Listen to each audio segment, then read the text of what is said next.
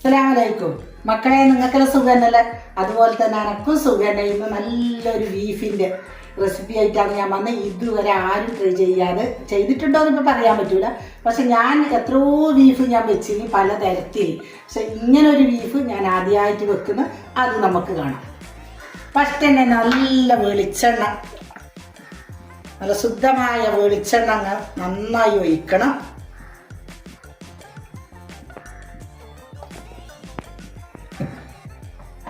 അതിലേക്ക് ഞാനിതാ കറിവേപ്പ് ഇടുന്നു.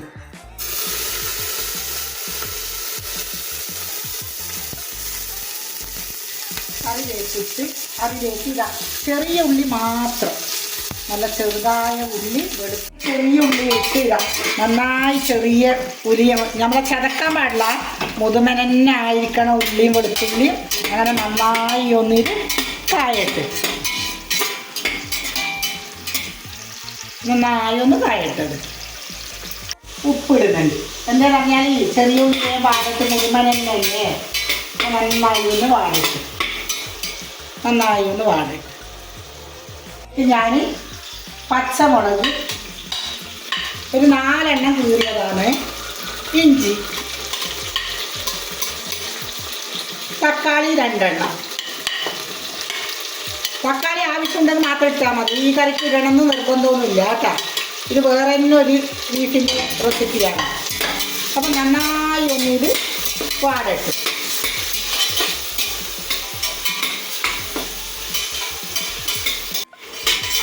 ഉള്ളിയും മുളകും എല്ലാം, പച്ചമുളക് എല്ലാം, ഇഞ്ചി എല്ലാത്തിൻ്റെ ചോര പോകാൻ നല്ല ഇതിലൊന്ന് വാടിയിട്ടുണ്ട്. അതിലേക്ക് നമുക്ക് മെയിൻ ഈ ഇറച്ചിൻ്റെ റെസിപ്പി, ബീഫിൻ്റെ റെസിപ്പിയാണ്. നമുക്ക് കുമിട്ടി മുളക്, കാശ്മീരി മുളക് പൊടിച്ചത് മാത്രം ഇതിലേക്ക്. ഒരു മഞ്ഞപ്പൊടിയില്ല, മല്ലിപ്പൊടിയില്ല, മുളക് പൊടിയില്ല, ഒന്നുമില്ല.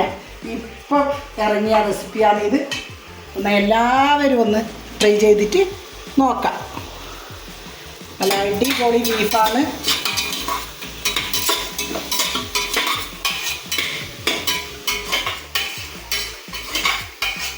നല്ല ഇതിലൊന്ന് വെളിച്ചെണ്ണയിൽ തന്നെ ഈ ഉണക്ക് മുളക് ചതക്കിയത് നല്ല ഇതിലൊന്ന് വാടണം. മണം വരണ നല്ല മണമാണ്.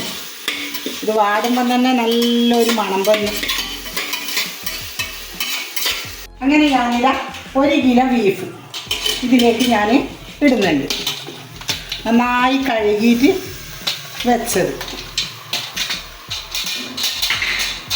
നന്നായി ഒന്നിത് നമുക്ക് ഇറക്കാം. ഇതാ നിറങ്ങണ്ട, കാണുമ്പോൾ തന്നെ വായിന്ന് വെള്ളം വരുന്നു. പറഞ്ഞിട്ട് പറയൂല, നോമ്പില്ലവർക്ക് ഇത് സഹിച്ചേ പറ്റൂ.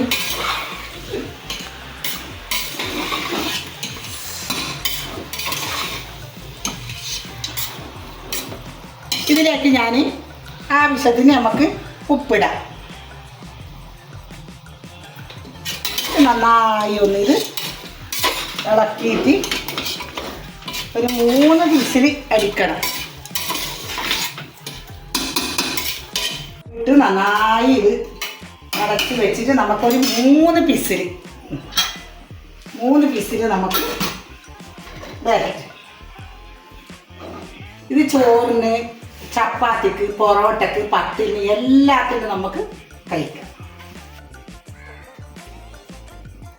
ബീഫ് വെന്തോന്ന് നോക്കാം.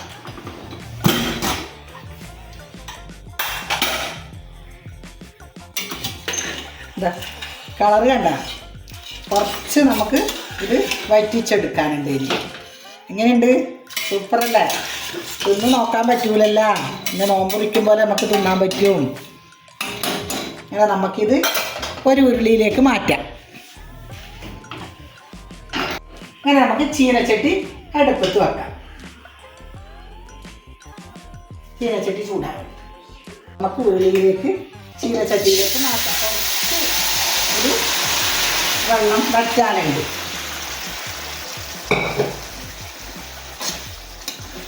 കുറച്ച് വറ്റിട്ട്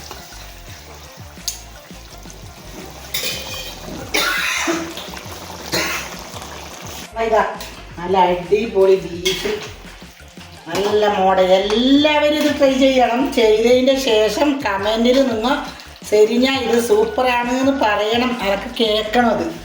അതിലേക്ക് ഞാൻ എന്താ മല്ലിച്ചപ്പ്, പുതിനയില, മല്ലിയില, കറിവേപ്പ് എല്ലാം കൂടി ഇടാം.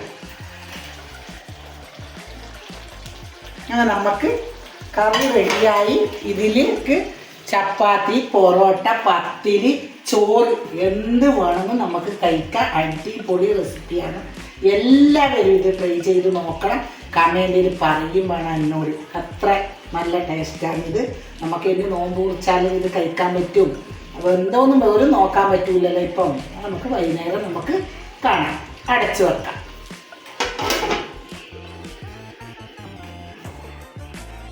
നല്ലമ്മ തിന്നാനിരുന്നിട്ടുണ്ട്. നല്ല അടിപൊളി ബീഫ്, ഇപ്പോഴത്തെ നല്ല മോഡൽ ബീഫാക്കിയത് ഇതാണ്. ബീഫ് എനിക്ക് കൂട്ടിക്കൂടാ, എന്നാലും ഒരു കൂടെ എനിക്ക് രസം. ഉണ്ടാക്കുമ്പോൾ തന്നെ വായിന്ന് വെള്ളം വന്നില്ല. അപ്പോൾ ഒന്ന് നോക്കാം. നല്ല ചൂടില്ല പൊറോട്ടയും.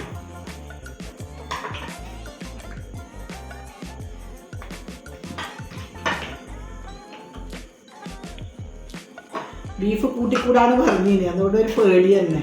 എന്നാലൊന്നും ഇന്നത്തെ ബീഫ് ഭയങ്കര ഒരു വെറൈറ്റി കറിയാണ് ഞാൻ വെച്ചത്. എല്ലാവരും ട്രൈ ചെയ്തിട്ട് നോക്കണം. എങ്ങനെ ഇരിക്കാം?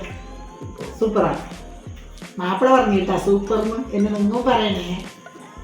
ഉണ്ടാക്കിയിട്ട് കമൻറ്റിൽ പറയണം.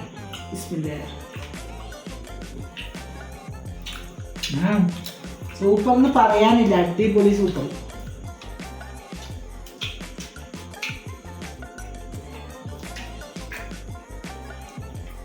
എല്ലാവരും ഫുഡ് കഴിച്ചു എന്ന് വിചാരിക്കുന്നു. പ്രാവേ കഴിഞ്ഞിട്ട് വന്ന് പിന്നെ വൈകുന്നേരത്തെ നോമ്പൂരിക്കൊന്നും കാട്ടിക്കാൻ സമയം കിട്ടിയിട്ട.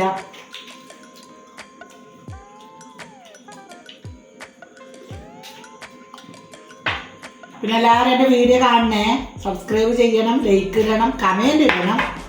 വീണ്ടും ഞാനൊരു പുതിയ വീഡിയോ ആയിട്ട് നാളെ വരാം. അസ്സലാമു അലൈക്കും.